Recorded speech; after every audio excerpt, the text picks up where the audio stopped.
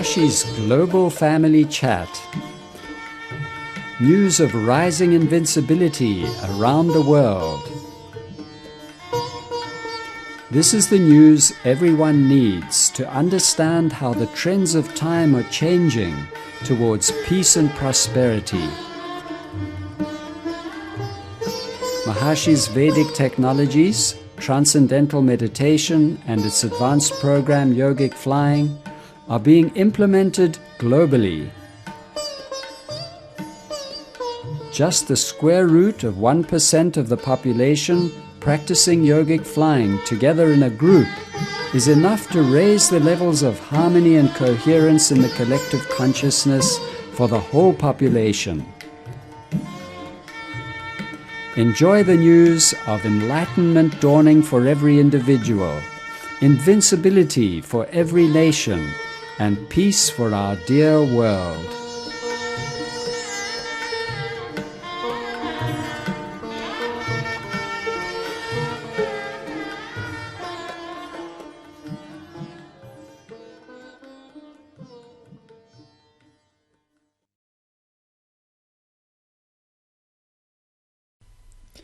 Jai Gurudev. Welcome to Maharshi's Global Family Chat on Tuesday, the 13th of September 2016. Today we have a beautiful presentation by Col Gunter Chassé, Deputy Minister of Defense of the global country of world peace. In this presentation, Col Chassé gives us a deep insight into how Maharshi avoided or prevented a Third World War, a nuclear attack by the Warsaw Pact countries from the east and the NATO countries on the west. And this was in 1978-79 when Maharshi held a big World Peace Assembly on the island of Fehmarn in the Baltic Sea on the north of Germany. And having given such a clear and very moving and dramatic insight into how Maharshi prevented war,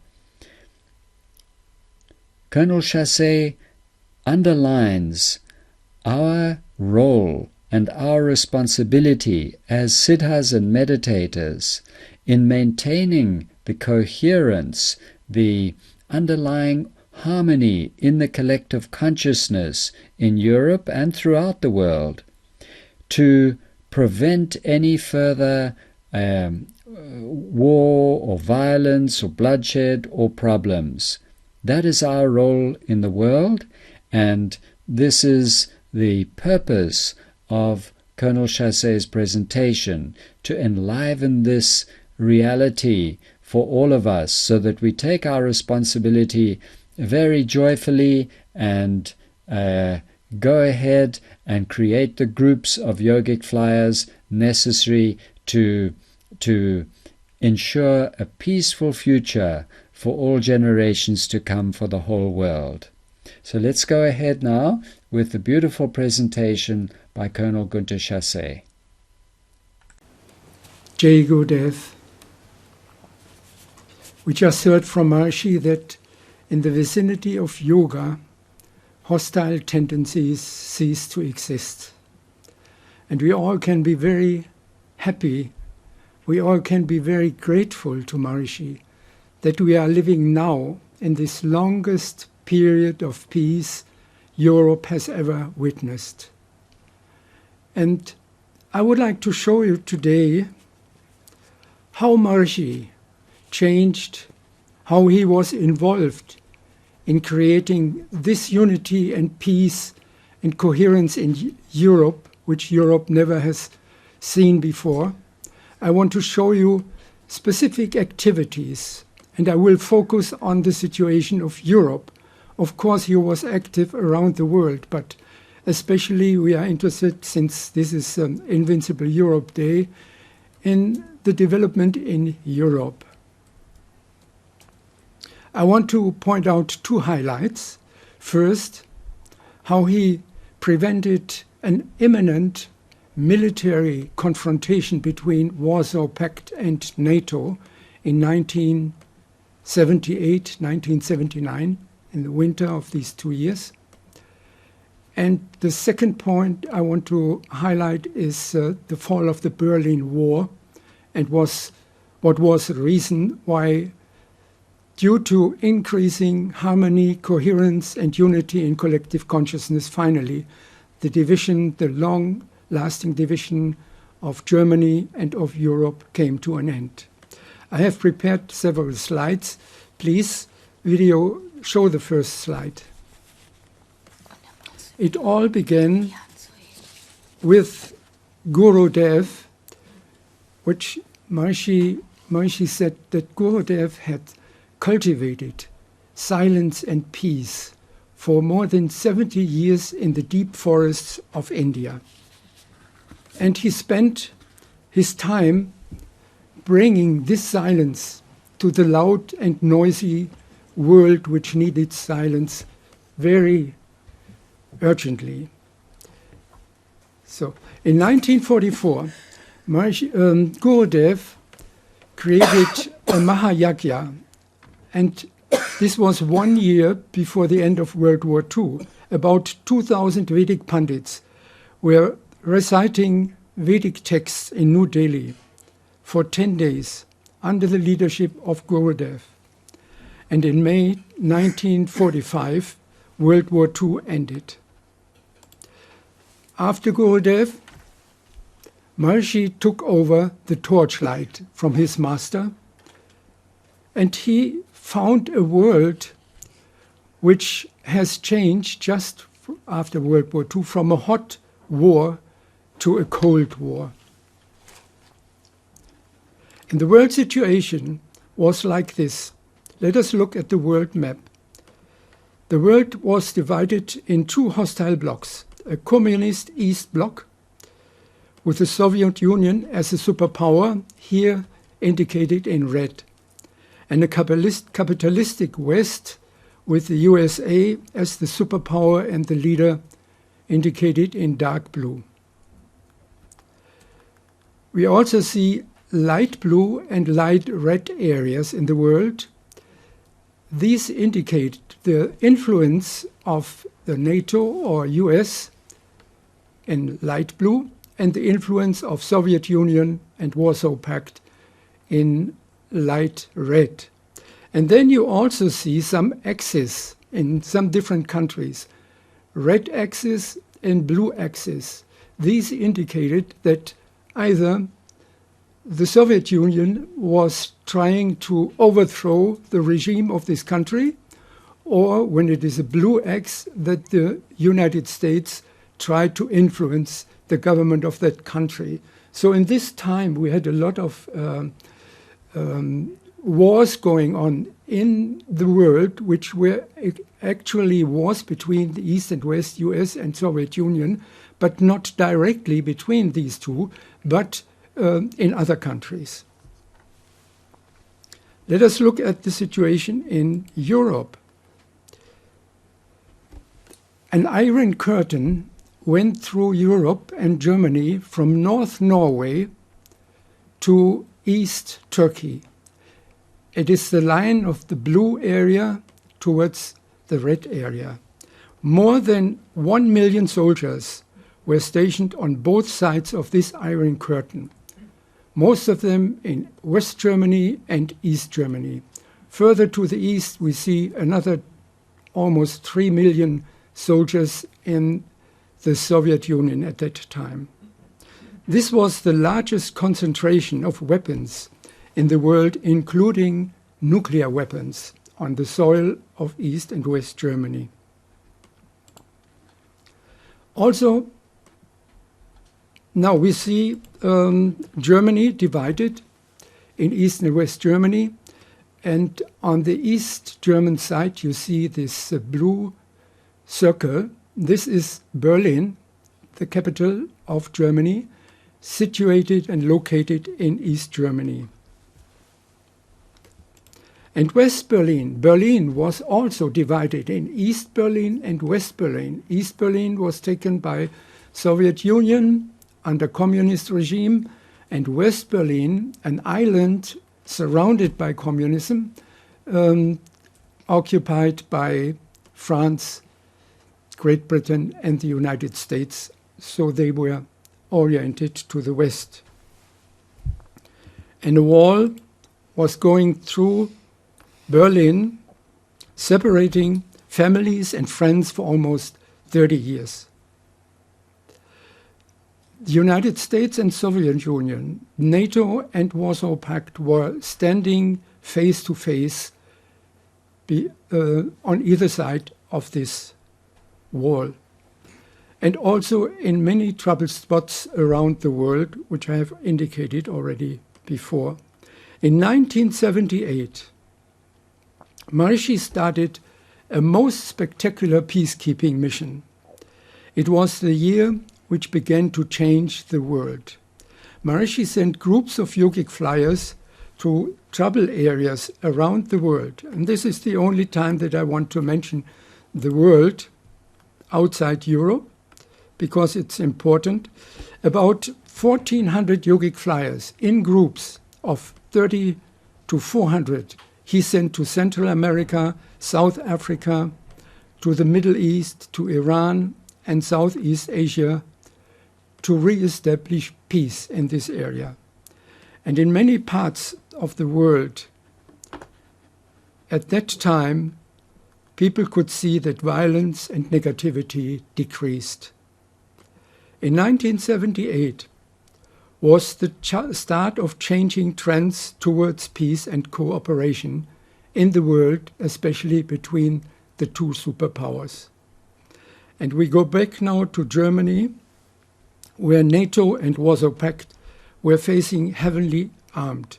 In 1978, this year brought a great danger to Europe, with the largest maneuvers ever witnessed on this territory. To calm down the situation, Maharishi has chosen the island of Fehmarn. You see the island of Fehmarn encircled in the north for a yogic flying course with about 1,500 to 1,600 new yogic flyers. I was one of them. And now it is, I think, interesting to ask the question, why did Maharishi choose Fehmarn? So in the north, on an island, I was told that before Maharishi chose Fehmarn, he inspected the east-west German border in the middle part, but then he proceeded on and he was also on the island of Fehmarn. Why this island? And here we come closer to the answer of this. This slide here shows to you West Germany in 1978. And you see circles with numbers.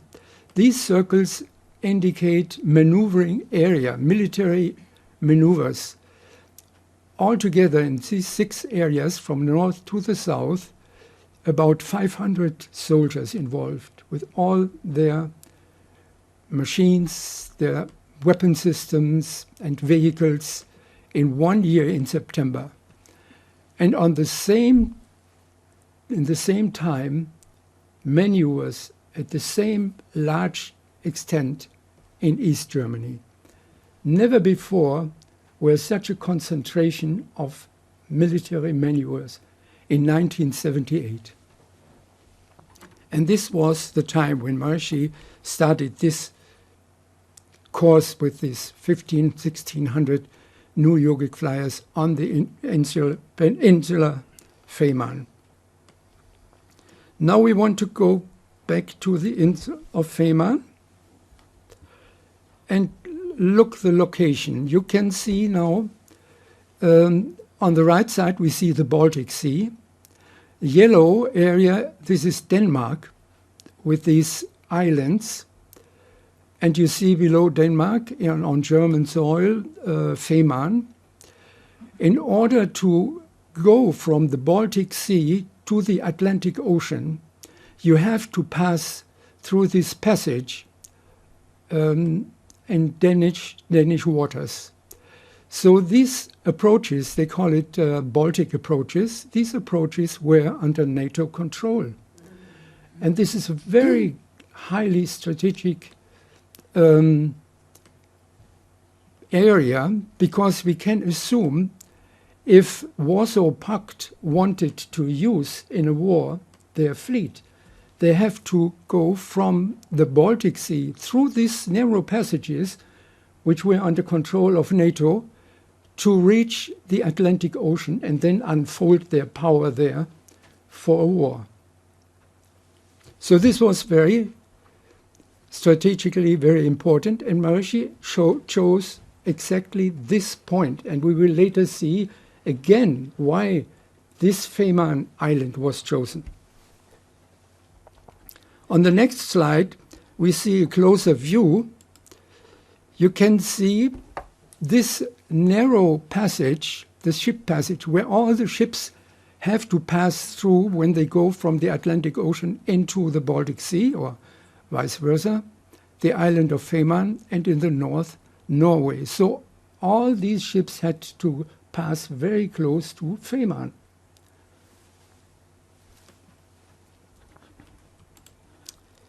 From a friend of Purusha who was with Maharishi, we know that Maharishi was saying in December 1978, this was before this course started, there is an iron sword hanging on a silken thread over Germany.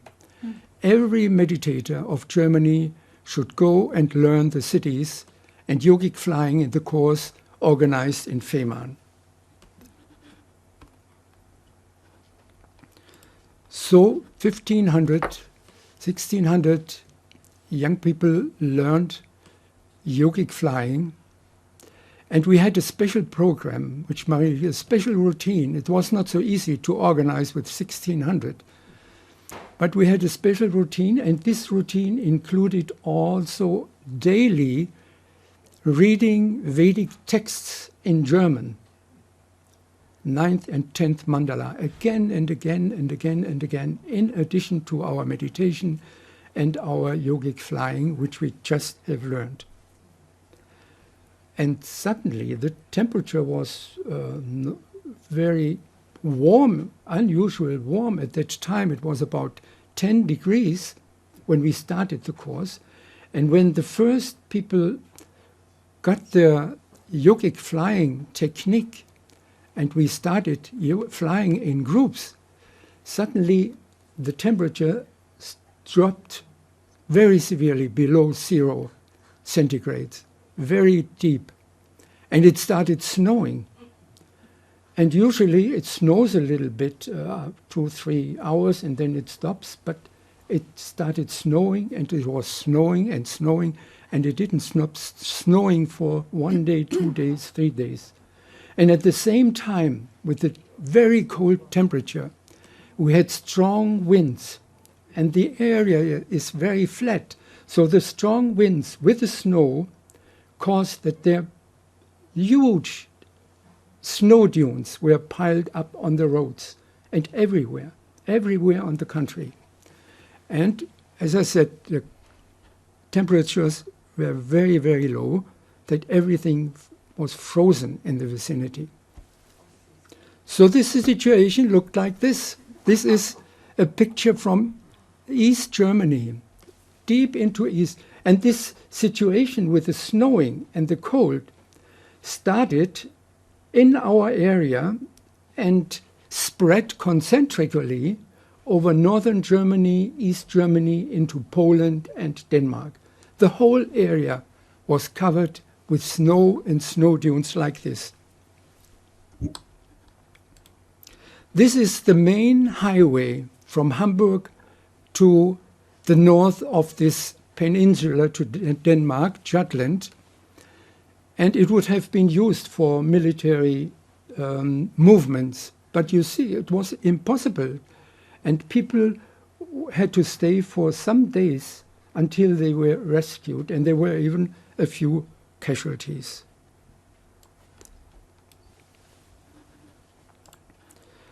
The same thing with railroad system. It was just impossible for trains to move. Everything was stuck.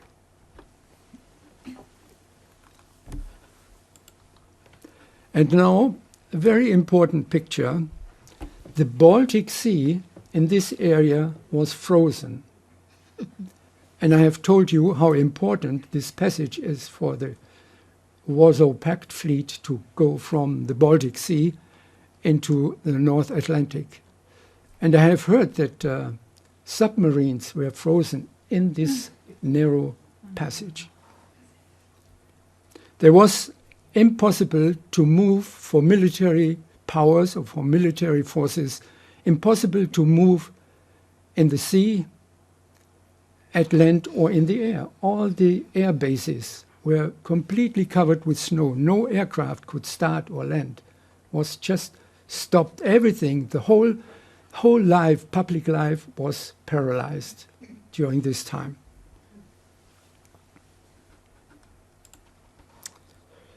Even the tanks could not move because there was so much snow. And if they were used, the tanks, they were used to support the population, to bring food to deserted areas which were cut off from electricity, from food and medical support. So every soldier was busy to re-establish, and everyone in the country was really busy establishing public order, re-establishing public order.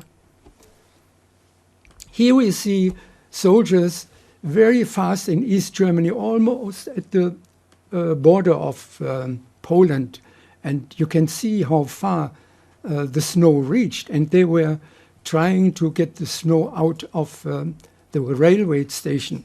And in the newspaper, it was, we could read at that time that the East German soldiers said, now finally we were feeling that we have done something very useful. So this was a very good sign that everybody was busy to bring support to anyone else. But in a few days, after a few days, on January the 4th, the 5th, or the 6th, the roads were all clear and our course ended and everybody could go home without any problems. So let us look at what Maharishi said at this time. And this we have from a Purusha friend. What surprisingly happened was a sudden snowfall and drastic drop of temperature on the 31st, and it turned into a natural catastrophe. People even died on the highways as they got stuck and frozen to death. Maharishi, like every year, went into his annual silence from December 31st to 7th January. And on this evening of December 31st, we were connected with Maharishi. Already everything was covered with snow. Maharishi was in Sillisberg. We were connected with him in Fehmarn and Weißenhäuser Strand, the second area where we had the course. And nobody mentioned anything about the snow. Maharishi was connected with other areas, and it was such a joy, so fulfilling to see how Maharishi was speaking with other countries, other continents, and with us. So then he went into silence. And then it goes on here. When he came out, the first thing he asked was about the course in Fehmarn. And we replied that, yes, it's doing well. So many started flying, etc. But there was an extreme cold wave hitting Northern Europe. And Maharishi said, we changed a world catastrophe into a natural catastrophe. And the Purusha went on only 3 months later, when the German magazine Spiegel published a report that the maneuver of the Warsaw Pact was in fact a planned attack, we understood the full picture. The full picture was seen not until many years after Warsaw Pact was dissolved in the 1990s. Then the military archives in Poland and Czech Republic opened. And the experts could study these archives. They were open to the public. And they really found war plans which showed that the Soviet Union and the Warsaw Pact had planned nuclear weapons to use against the West. And you can see these red mushroom clouds. These are indicating nuclear detonations on Munich, Stuttgart, Frankfurt, Bonn, Brussels, of course, Cologne, Amsterdam, and these two places, Denmark, even 2 mushrooms, 2 explosions. Makes you realize just how blessed we are now. Yes, and how important this area was, and why Maharishi has chosen Fehmarn in the north. And it is it happened that I was personally in the NATO maneuvers in this area to protect this area. Few months before the course started, to protect this area in the maneuver against the Soviet attack, which would try to get hold of Denmark and Jutland. So in a double role, I was engaged in the situation at that time, in this critical point.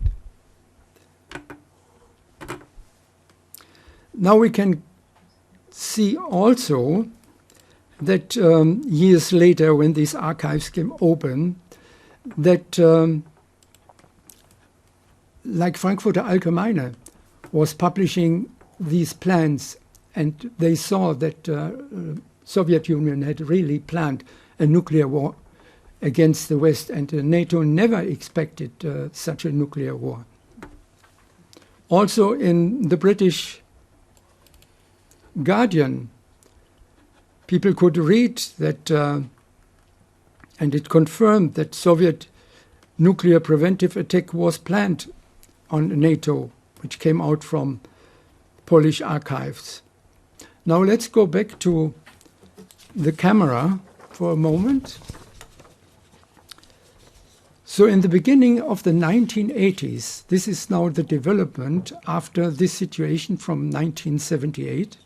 In the beginning of 1980s, the world situation remained very intense. And 1983 was still a spectacular case of unrest. Numerous cases around the world. And this was the time when Maharishi called for the Taste of Utopia World Peace Assembly at the Maharishi International University in Fairfield. And in the following years, in the 1980s, 7 World Peace Assemblies followed around the world in different areas of the world. And then a wave of harmony and goodwill was sweeping the globe. As we heard from Maharishi this afternoon, in the vicinity of yoga, hostile tendencies ceased to exist. President Reagan of the United States declared suddenly a ceasefire of words. And when Gorbachev came to power in the Soviet Union in 1985, the relationship between the United States and Soviet Union improved very much. And 1989 was then finally the year which changed the world completely. Let's go back to the next slide.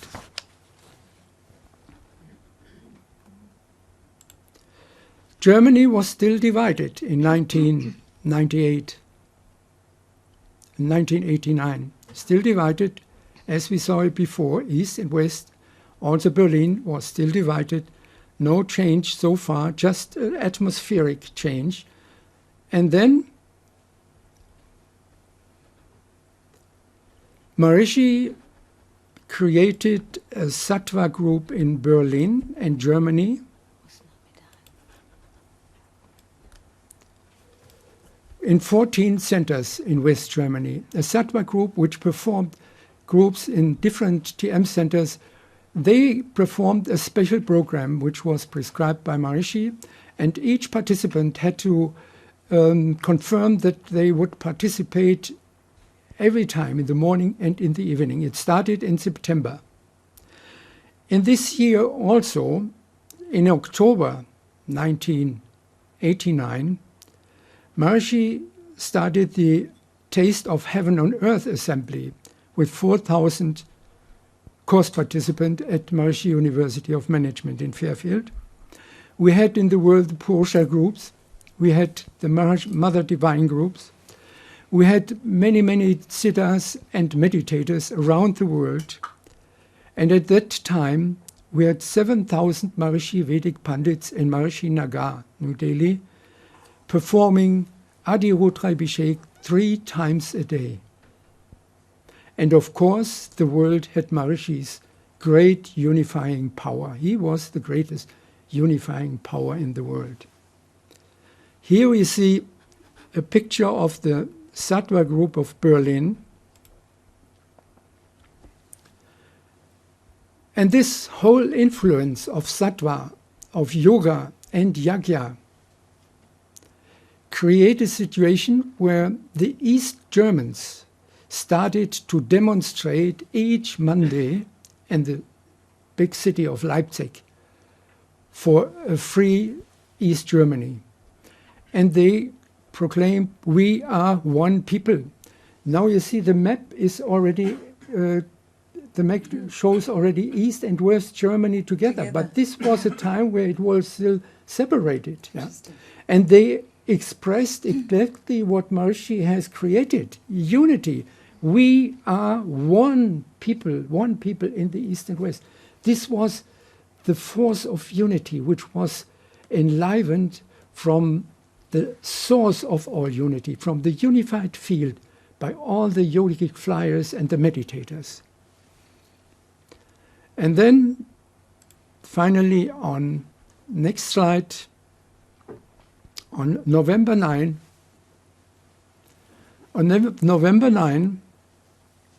it happened that in a press conference in East Germany, a minister of the East German government announced that the wall would be opened so people could leave East Germany without any restrictions.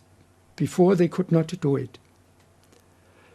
Actually, this was not intended to happen this night. It was somehow organized by nature that this minister, he received a piece of paper with some note which he received from his prime minister, and he misinterpreted this. And he said, when the Western journalist asked, from when on will the wall open? And he said, right now.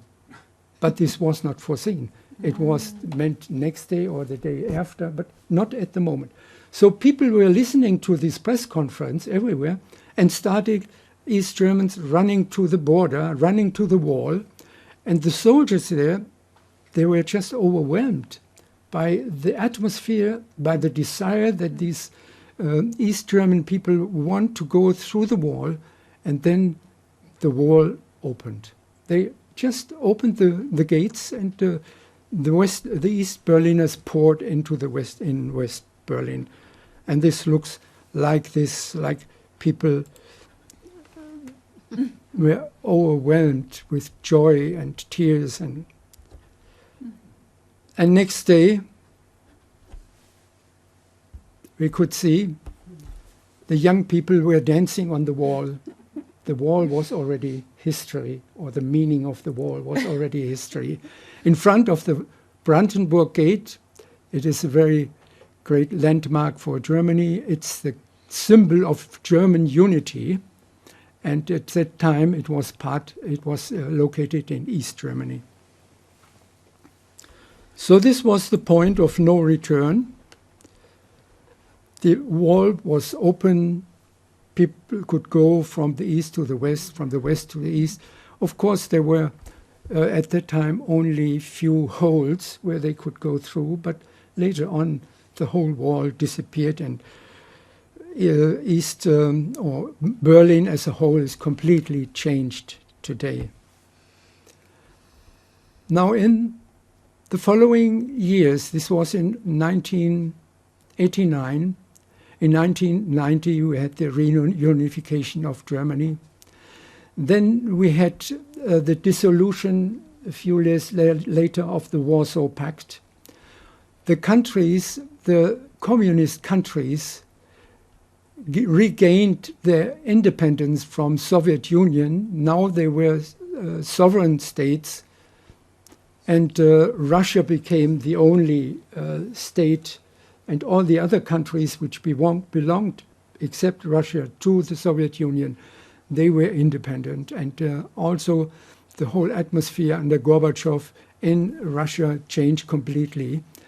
And then we had the European Union enlarging. More and more countries joined the European Union. More and more countries joined NATO. This was not so good in my opinion, that NATO moved towards the east, because this again caused a threat to the Russians, but it happened. But it's good that the European Union can assemble all these different nations. And this is what we see on this Invincible Europe Day today, that we have a strong European Union. And we had a situation which Europe never could see before. We can travel today from Portugal with our car to Estonia at the border of Russia without being controlled at any border. And now we have this strong political union of sovereign nations. European Union is a political union, not like the United States. United States is a federal republic, a federation, where they have one government, and the different states have, of course, some independence, but the government is responsible for the overall politics of the United States. But in Europe, we have independent nations of different cultures, of different languages, religions. And such a political union is not easy to establish. What you need is to enliven the underlying unity so that these differences will not dominate anymore. And this is what we are doing with the ambassador receptions, with Invincible Europe Days. This is what we do with the Brussels 108 Assembly, with the Peace Assembly, European Peace Assembly in Skelmersdale. Now we have in Oebisfelde World Peace Assembly. And all these yakyas we are doing in this context. So all this is necessary to consolidate what Maharishi has done. Next slide, please. Last slide. Maharishi said, "The future of the world is bright, and this is my delight. Now let us all take together the torchlight from Maharishi, as he has done it from Gurudev in the beginning. And let us continue his works. Let us strengthen Europe in this time of challenges and transformation. We have these challenges and transformations because the unity is not strong enough yet. These different countries, they have to develop themselves, their inner strength, their unity within the country. And if they are sovereign in invincibility, then they can contribute to an invincible Europe and a European Union. So each nation has to develop its sovereignty in invincibility. And this is what we do with our program. This is the great gift Maharishi has brought to Europe, to the world, and to Germany. And we really are very, very grateful to Maharishi that he brought Germany unity, that he brought Europe unity, and so much peace in the whole world. Thank you very much for the slides.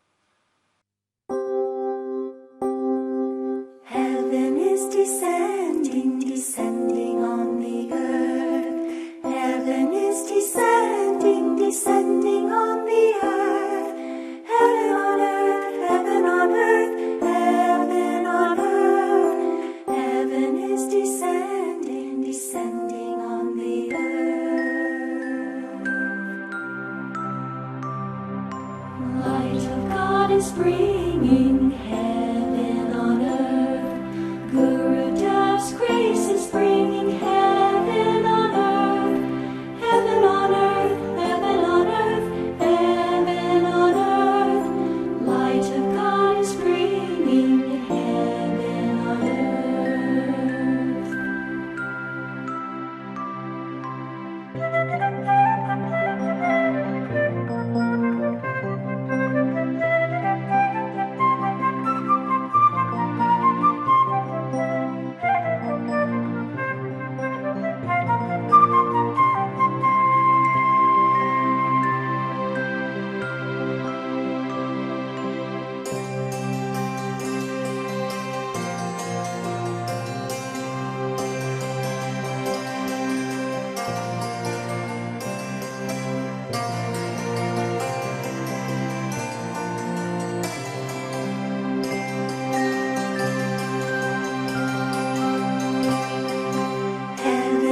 descending, descending on the earth. Heaven is descending, descending on the earth. Heaven on earth, heaven on earth, heaven on earth. Heaven is descending, descending on the earth. Heaven is descending.